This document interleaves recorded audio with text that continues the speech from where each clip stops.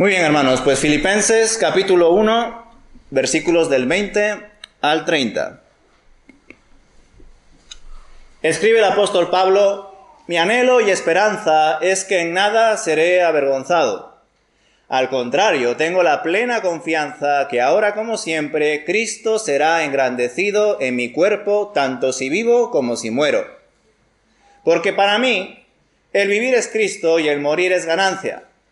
Pero si el vivir en este cuerpo resulta para mí en beneficio de la obra, no sé entonces qué escoger. Entre las dos posibilidades estoy en un dilema. Por un lado tengo deseo de partir y estar con Cristo, lo cual es muchísimo mejor, pero por otro lado, para el bien de vosotros es más necesario que yo siga con vida. Y confiado en esto, sé que me quedaré, que aún permaneceré con todos vosotros para vuestro provecho y alegría de vuestra fe. Así, mi retorno entre vosotros hará que tengáis toda clase de motivos para sentiros orgullosos de mí en Cristo Jesús. Solamente os ruego que os comportéis como es digno del Evangelio de Cristo, para que, sea que vaya a veros o que esté ausente, oiga de vosotros que estáis firmes en un mismo espíritu, que combatís unánimes por la fe del Evangelio y sin dejaros intimidar por los que se oponen. Para ellos ciertamente es indicio de perdición, pero para vosotros de salvación. Y esto procede de Dios, porque por causa de Cristo a vosotros os es concedido no solo que creáis en Él, sino también que padezcáis por Él, librando la misma batalla que habéis visto en mí y que ahora oís que aún mantengo. Pues aquí, hermanos, terminamos ya con el capítulo 1 de la carta a los Filipenses. Y vemos en estos versículos, en esta última parte de este capítulo 1, cómo el apóstol Pablo le confiesa a los filipenses cuál era su mayor deseo sobre todos: estar con Cristo. Tened en cuenta que nos encontramos aquí ante un Pablo maduro, avanzado en edad, con muchos viajes encima y con experiencias de todo tipo. Y por todo ello ya sabía qué era lo que quería por encima de todo. Pero también era consciente de que él no vivía para sí mismo, que él no vivía simplemente para satisfacer su mayor deseo, el cual era el mejor deseo que podemos tener, estar con Cristo, sino que vivía para Dios, y Dios todavía quería que él fuese de testimonio para más personas por un poco más de tiempo. Pablo, pese a sus prisiones, estaba plenamente convencido de que si estaba en esa condición en Roma, encarcelado, era porque así el Señor lo quería. Y por cuanto no hay mayor honor que servir al que ha creado todas las cosas, y que además ha tenido la gracia y la misericordia de salvarnos y darnos una nueva vida, Pablo no se sentía en absoluto avergonzado por nada, aun hallándose privado de su libertad.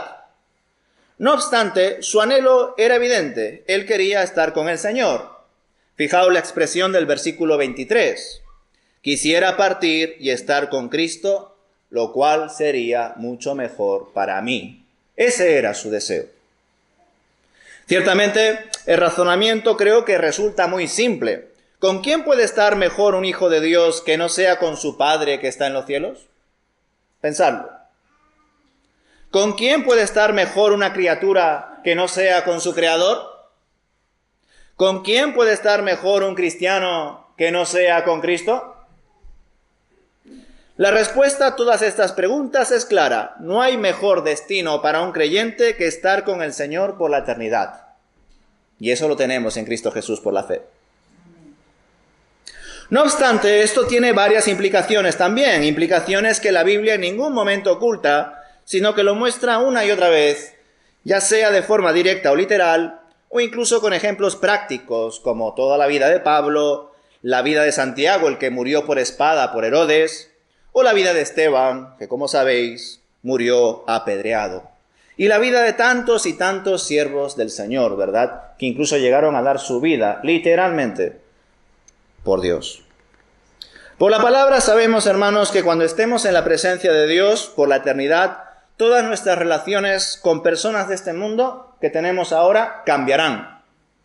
Y nuestros padres terrenales no serán nuestros padres en el cielo. Nuestros hijos no serán nuestros hijos. Nuestras parejas, si es que las tenemos, ya no serán nuestras parejas, ya sean esposos o esposas. Tampoco serán nuestras parejas en el cielo. Ni qué decir nuestras posesiones, todas se quedarán aquí. Porque como dijo el apóstol Pablo a su discípulo Timoteo en 1 de Timoteo capítulo 6 versículo 7, nada hemos traído a este mundo y nada nos llevaremos.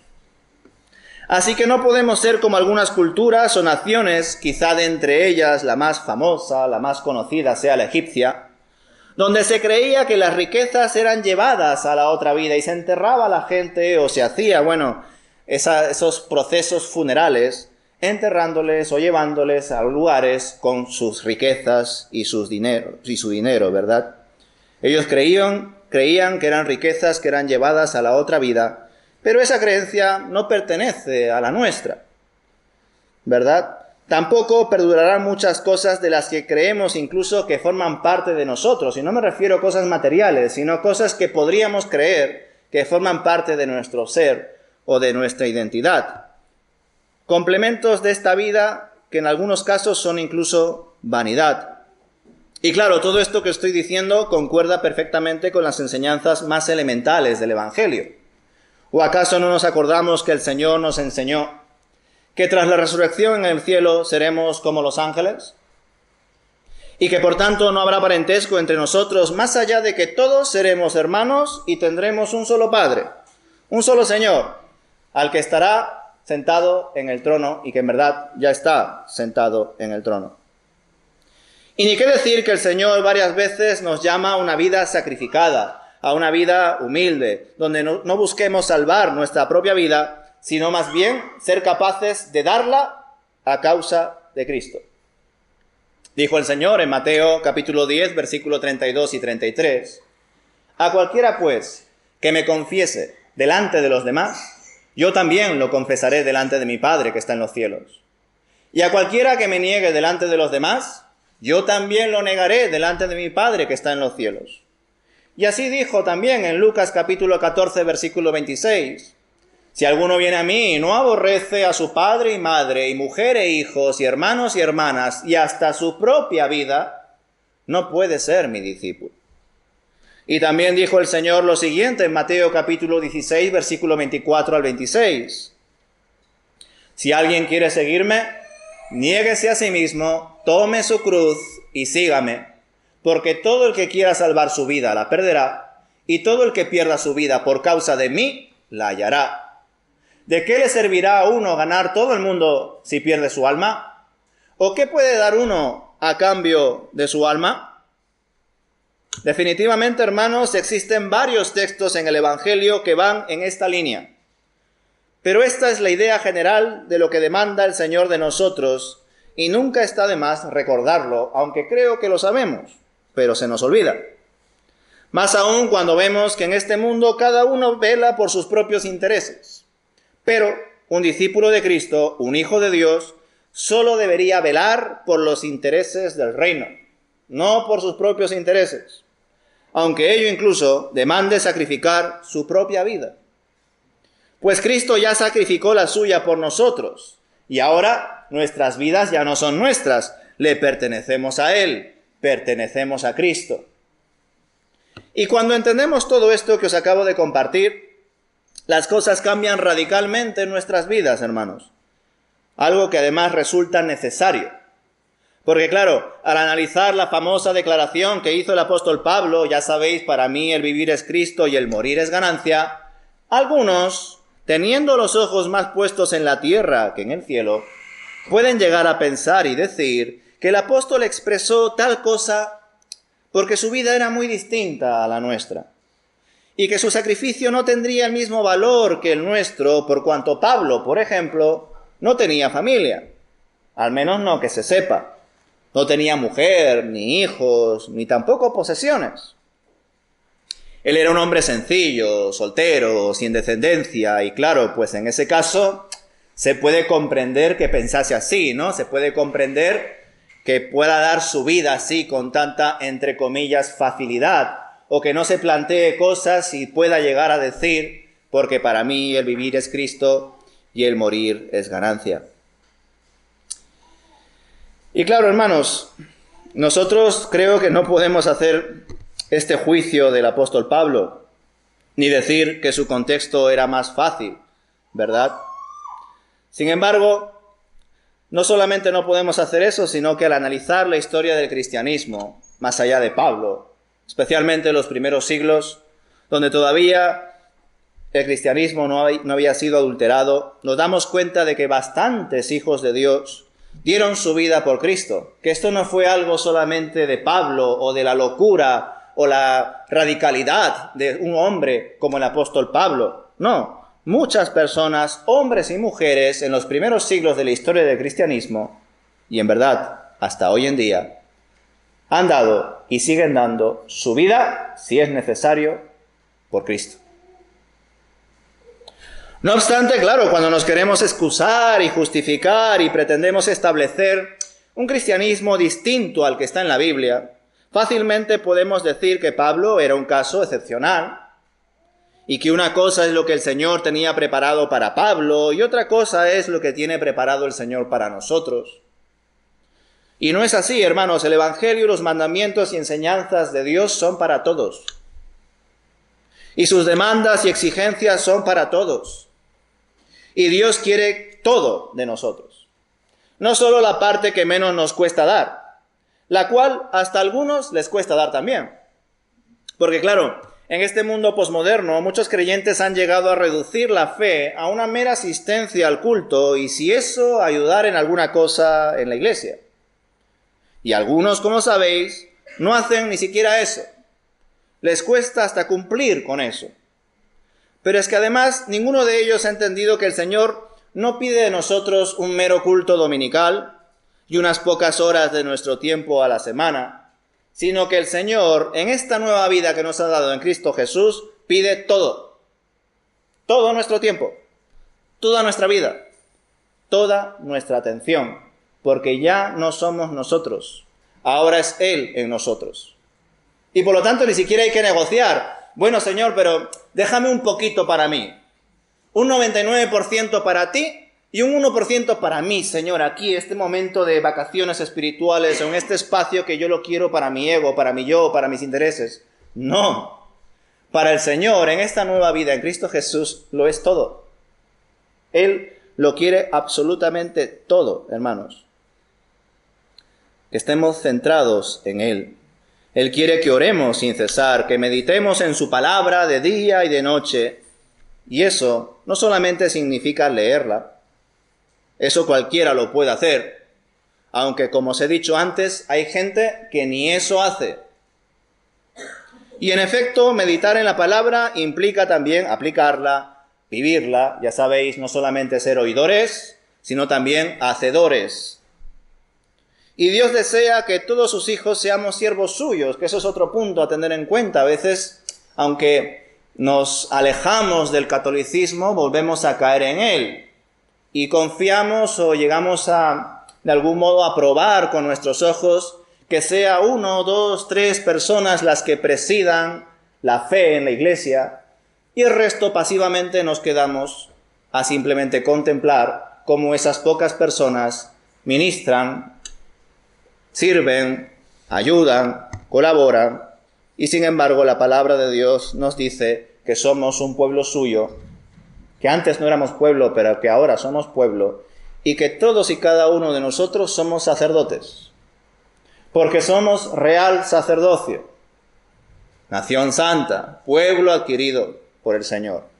Y eso significa que nosotros también tenemos la responsabilidad no solamente de ministrar nuestra vida como creyentes delante de Dios, sino también ser capaces de ayudar a los demás hermanos y ministrarnos los unos a los otros, orar los unos por los otros y, en definitiva, ser iglesia. Por eso os digo que Dios quiere que todos sus hijos sean siervos suyos, sean útiles y no inútiles. Que todos le sigamos y le sirvamos en todo momento, ya sea en público como en privado, ya sea un domingo y el resto de días de la semana. Siempre. Nosotros, al creer en Dios y ser hijos de Dios, ya no somos nosotros mismos, sino que ahora somos Cristo en nosotros. Al igual que Pablo, tras su conversión, ya no fue Pablo, sino que fue, y cada vez con mayor intensidad, Cristo en Pablo. Y ese es el testimonio que estamos leyendo y meditando en estos domingos, hermanos, al comenzar con esta carta a los Filipenses.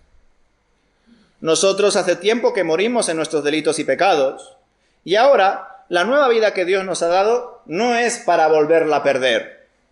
Eso no tendría sentido, hermanos. La nueva vida que Dios nos ha dado en Cristo Jesús no es para que la volvamos a perder en nuestros delitos y pecados. Porque la única vida que tuvimos antes ya la perdimos en nuestros delitos y pecados. Esta vida no es un videojuego donde uno tiene la oportunidad o puede darse el privilegio de perder alguna vida porque tiene varias vidas. Eso no es así. Aquí no es así, hermanos. Esto es serio. Nosotros solo teníamos una vida y la perdimos por nuestra culpa, por nuestro pecado. Y ahora Dios nos ha dado una nueva vida, una vida que es suya, y por consiguiente ya no nos pertenecemos a nosotros mismos, sino que ahora le pertenecemos a Él. Somos suyos. Por tanto, cualquier supuesto cristiano que intente argumentar cualquier cosa con tal de defender su ego, su bienestar y su propia vida, diciendo estas palabras, estas enseñanzas, estos mandamientos no son para mí, eran para Pablo, para Esteban, para Santiago, para esos mártires de la fe, quizá para los discípulos de Jesús, pero para nosotros no, la fe hay que vivirla de otra manera. Estamos ahora en otro siglo. Y no es así, hermanos. El Señor es el mismo siempre. Y el Señor demanda de nosotros, como lo hizo con los primeros. Y ya sabéis lo que le dijo el Señor a los primeros. Así como me envía el Padre, yo os envío. ¿Queréis saber cómo os envía el Señor a cada uno de vosotros en vuestro hogar, en vuestro entorno, en vuestro contexto? Conoced cómo envió el Padre al Hijo. Porque así es como el Hijo os envía a vosotros en vuestros hogares, en vuestros contextos, en vuestros entornos. Porque lo dicho, así como el Padre ha enviado al Hijo, el Hijo nos envía a nosotros, hermanos.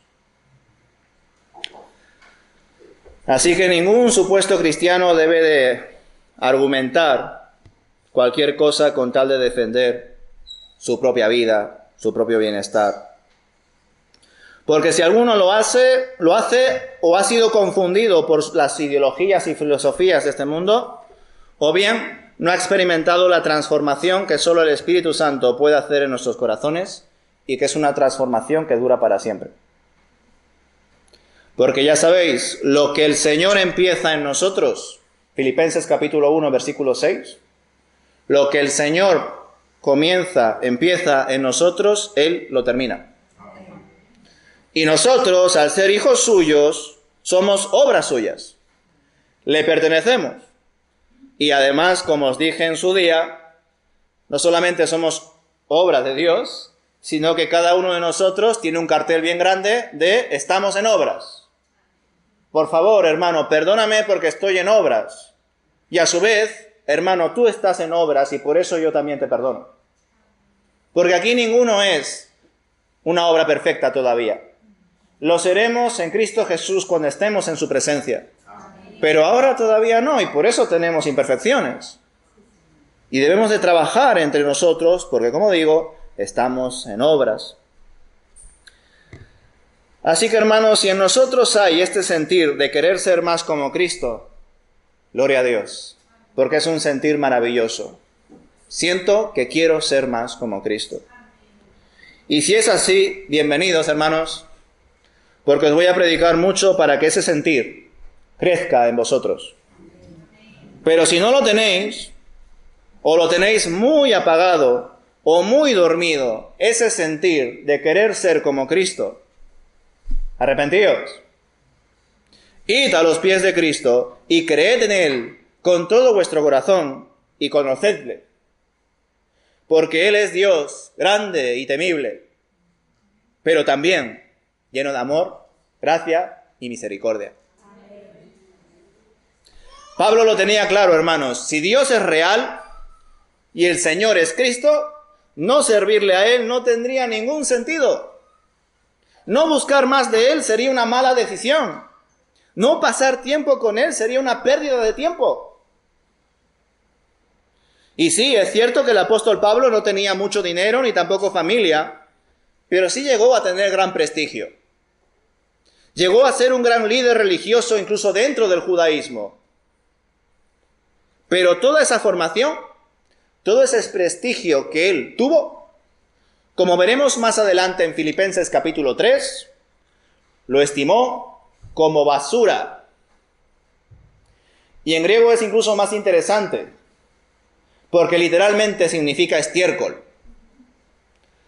Toda esa experiencia, esos títulos, él lo tenía como estiércol, como basura.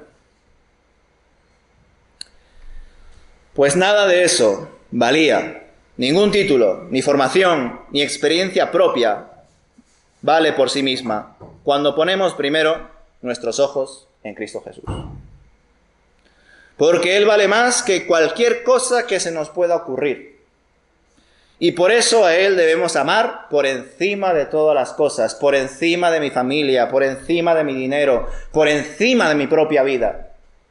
Porque si no soy capaz incluso de hacer eso, no soy digno de seguir a Cristo. Y Cristo dejó las cosas bien claras. Que a veces se predique hoy en día otras cosas y que parezca que ser cristiano es muy fácil, incluso que trae muchos beneficios, y por eso mucha gente va a esos lugares donde parece que ser cristiano es lo mejor del mundo, incluso parece que está de moda ser espiritual. Los que entendemos que conocer a Dios implica conocer su palabra y que su palabra no tiene letra pequeña, que es muy clara, sabemos que seguir a Jesús es muy difícil. Directamente imposible, pero el Señor lo hace posible a nosotros. Porque Él empieza la obra y Él la termina, hermanos. El apóstol Pablo sabía a quién había creído. Y aunque su deseo era irse ya con el Señor, recordad que así he empezado con este mensaje, entiende que todavía no había llegado su hora, que el Señor todavía tenía planes por cumplir en su vida y que debía quedarse por un tiempo más en el mundo.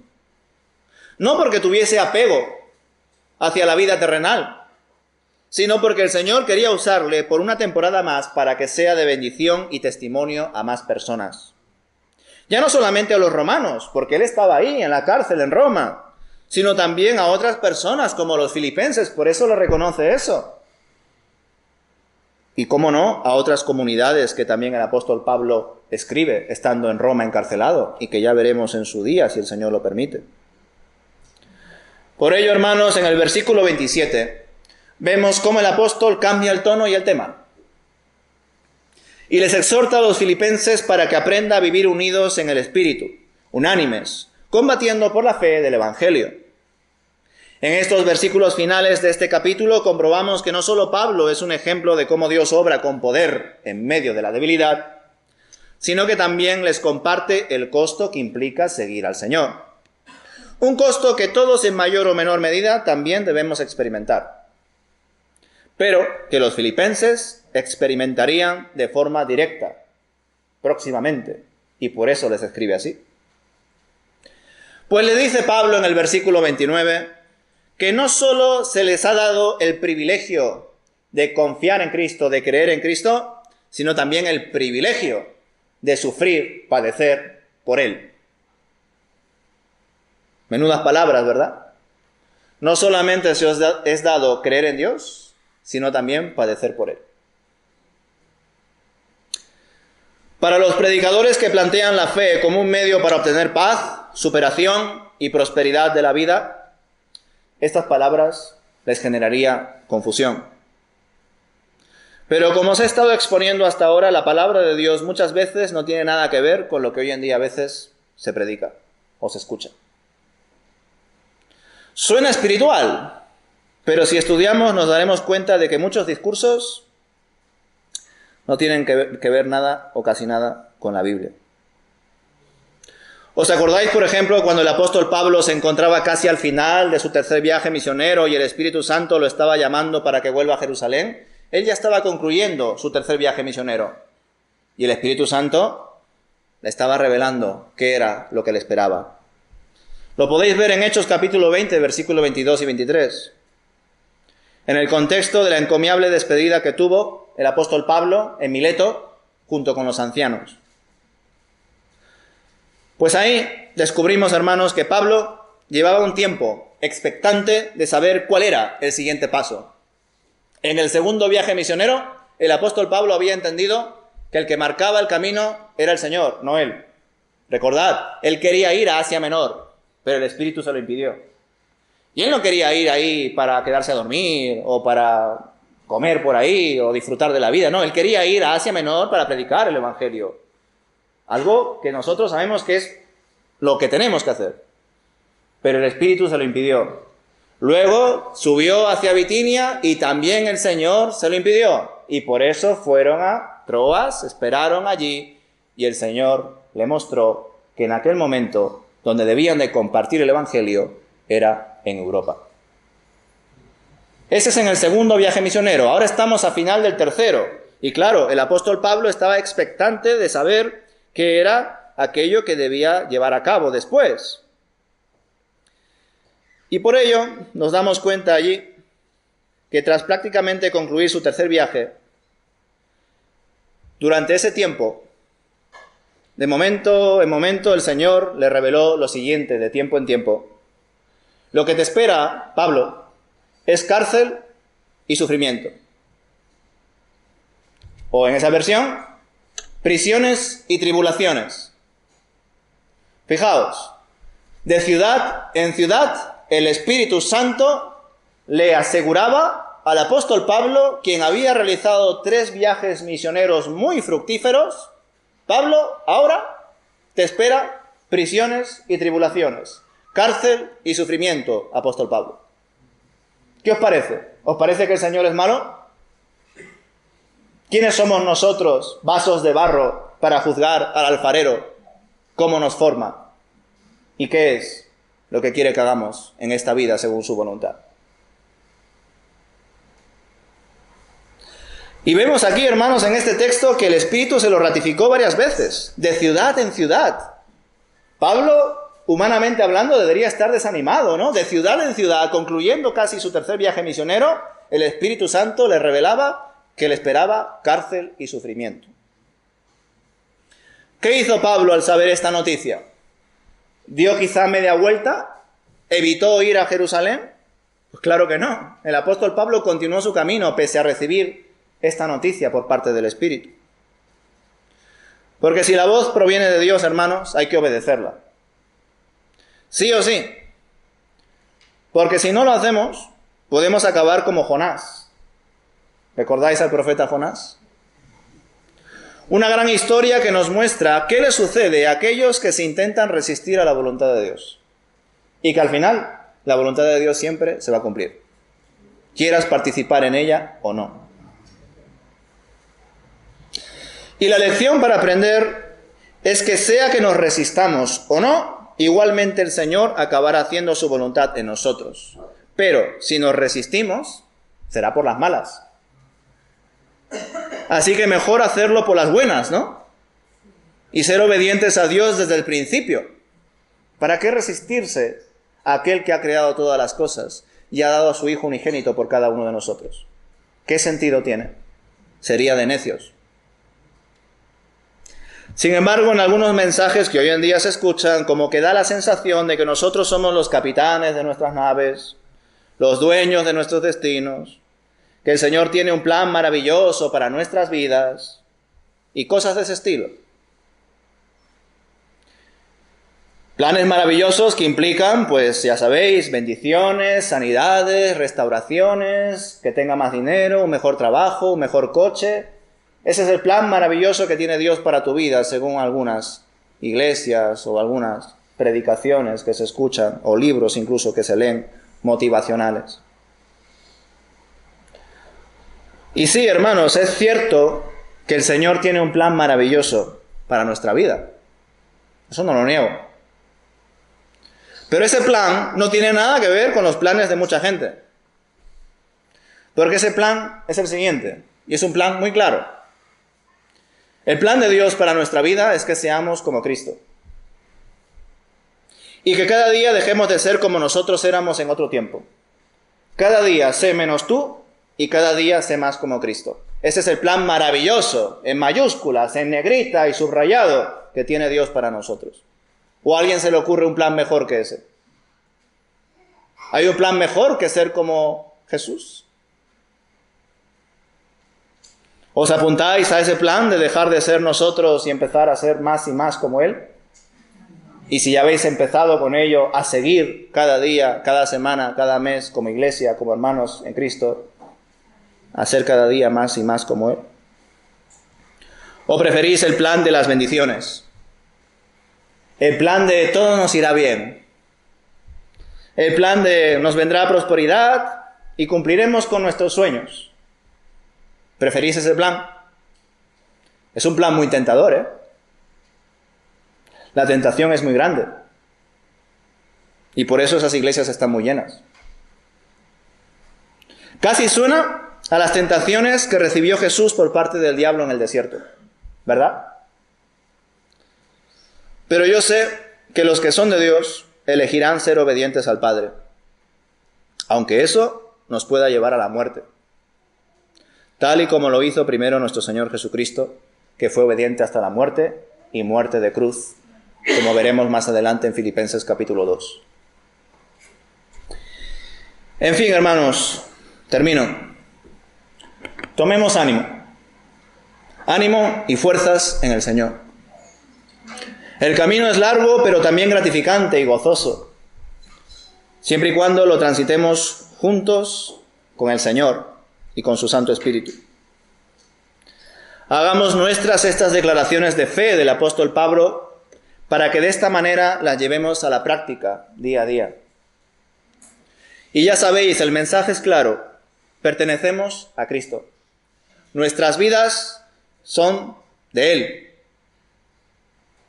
Todo lo que hacemos lo debemos hacer en el nombre del Señor y para el Señor. Él es el centro. Nosotros ya no somos los protagonistas. Él es nuestra razón de ser. Puede que pasemos por momentos de sufrimiento e injusticias, a veces, y ojalá, provocadas por nuestra fe, porque son momentos de sufrimiento e injusticias que nos ayudan a identificarnos aún más, si cabe, con Cristo. Y cómo no, sufrimientos e injusticias provocadas también por el pecado del mundo, por nuestro propio pecado, y también por los pecados de los que nos rodean. Pero no pasa nada. Dios está con nosotros hasta el fin. No nos va a abandonar. No nos preocupemos por nosotros mismos, más bien ocupémonos de los demás. Así como lo hizo el apóstol Pablo, y así como el Señor también nos manda, amándole a Él primero, y también después a nuestros hermanos, al prójimo. Nuestra ciudadanía está en los cielos. Nuestro hogar está allí, no aquí. Acá estamos de paso. Acá estamos de prestado, como diría mi abuela. Algunos irán a casa antes, otros después. Y no importa cuándo le suceda esto a cada uno. Lo importante es que aprovechemos bien el tiempo mientras estemos aquí, más aún si sabemos que los días son malos. Pero que a su vez, cada nuevo día es una nueva oportunidad para cumplir con la santa voluntad de nuestro Dios. Que el Señor nos dé sabiduría, hermanos, para andar como Él anduvo. Amén.